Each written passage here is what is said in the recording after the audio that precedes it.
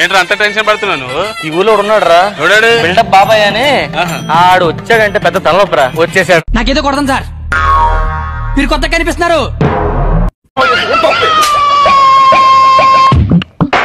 మారలేదు కత్తి, నేను అదే లుచ్చాగా. మీరు మారిపోయారు సార్, మీరు మారిపోయారండి. మనం అంటే అంత లైకింగ్, మరి లైకింగ్ తలకాయ. ఒక యాప్ రిలీజ్ చేయబోతున్నాం. ఏమిటో రాష్ట్రంలో ఎక్కడైనా గానీ ఆయన ముందు నుండి 10 అవతారాలని క్లియర్ గా చెప్పారు. ఎవరికైనా గానీ ఏ అధికారితో అయినా గానీ హరాస్మెంట్ కి ఎవడైనా లోన్ అయితే అది గమనించారా? ఆ యాప్ లేకపోయి యాప్ అడిగే క్వశ్చన్, నీకు ఏ రకంగా అన్యాయం జరిగింది అని. సేమ్ టు సేమ్ ఇలాంటి చాలా ఉన్నాయి. ఇంకా ఫలాని అధికారి నన్ను ఫలాని రకంగా ఫలాని వాడి ఇన్ఫ్లుయెన్స్ లో నన్ను అన్యాయంగా నా మీద. మీకు ఈ ఆలోచన ఎలా వచ్చింది? నాకు ఈ ఆలోచన ఎందుకు వచ్చిందని అడిగే బదులు మీకెందుకు రాలేదని సిగ్గుపడాడు.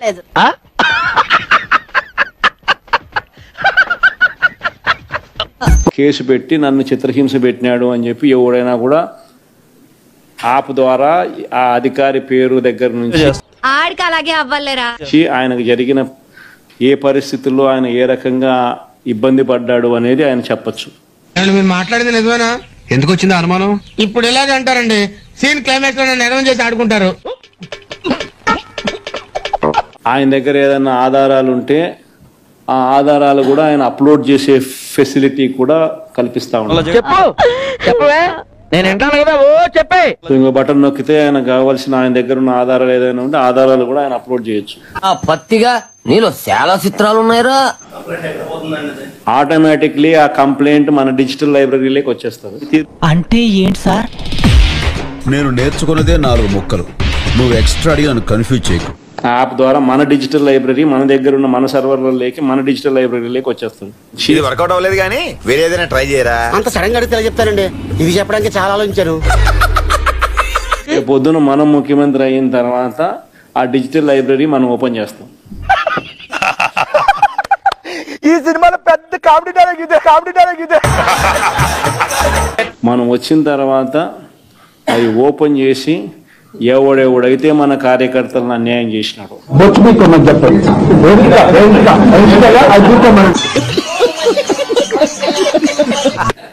వాళ్ళందరినీ కూడా చట్టం ముందర నాకు అర్థం కాలేదు సార్. ఏ రకంగా నిలబెట్టానో ఆ రకంగా నిలబెట్టించి అవన్నీ నమ్మే ఉంటే నీ ఫేస్ లాగే నువ్వు ఏదో కన్నాలేసుకు బతకాల్సి వస్తుందిరా. అందరినీ కూడా సినిమా చూపించే కార్యక్రమం మాత్రం జరుగుతుంది. ఇప్పుడు చెప్తున్నారు, ముందే చెప్పాలి కదా. అది చేసినవి అన్ని కూడా వడ్డీతో సహా ఏదైతే నువ్వు ఎత్తుతున్నావో అదే పండుతుంది. ప్రకాశం ఏంటినా అన్బిలీవబుల్ బాబు. ఈ మాత్రం దానికి ఇంత షాక్ అవుతాడేంట్రా? ఇలాంటివి మన దగ్గర చాలా ఉన్నాయి. నా గురించి చెప్పలేదా బాబుకి? ఎక్కడో కూడా మనం అన్యాయం చేయడం లేదు. ఏంటి బాబు అన్న ఇంకోసారి ఏదైతే అబ్దుల్ కలాం కలలు కనమన్నాడు, కథలు మింగమనలే. మీరు ఇచ్చినారో అదే రేపు పొద్దున పండుతుంది. ఇవన్నీ వినడానికి బాగుంటాయి కానీ ప్రాక్టికల్ గా వర్కౌట్ అవ్వవు బాబు. ష్యూరిటీ మోసం గ్యారంటీ అని ఏదైతే ప్రోగ్రామ్ జరుగుతా ఉందో ఎంత ఘోరం జరిగిపోయిందిరా.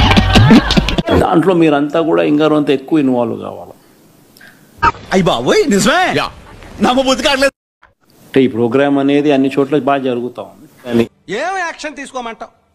వాడు చెప్పేది ఏమిటో అర్థమైతే యాక్షనో ఏదో ఒకటి తీసుకోవచ్చు. ఏం అర్థం కాకుండా మాట్లాడుతున్నాడు వాడు చెప్పేది ఏమిటో నీకు క్లియర్ గా అర్థమైతే నువ్వు నాకు చెప్పు, నేను వాడి మీద యాక్షన్ తీసుకుంటాను, నువ్వు చూసుకుందాం. ఆర్గనైజ్డ్ పద్ధతిలోకి తీసుకొని రావాలంటే గ్రామ కమిటీస్ ను మనం ఎఫెక్టివ్లీ ఫామ్ చేయాలి. మళ్ళీ ఏం కౌంటర్ సార్ ఇవి?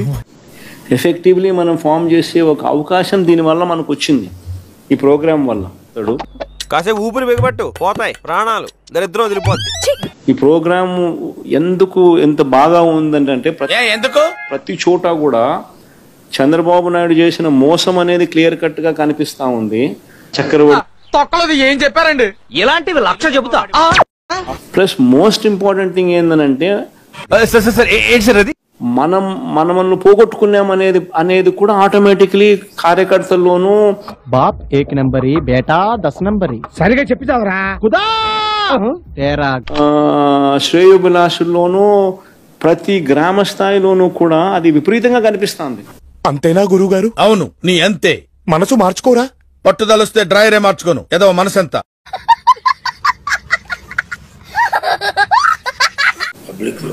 ఇంతకుముందు వైఎస్ఆర్సీపీ ప్రభుత్వం ఉన్నప్పుడు ఇవన్నీ అందుతాన్ని కాసేపు ఊపిరి బిగబట్టు, పోతాయి ప్రాణాలు, దరిద్రం వదిలిపోద్ది.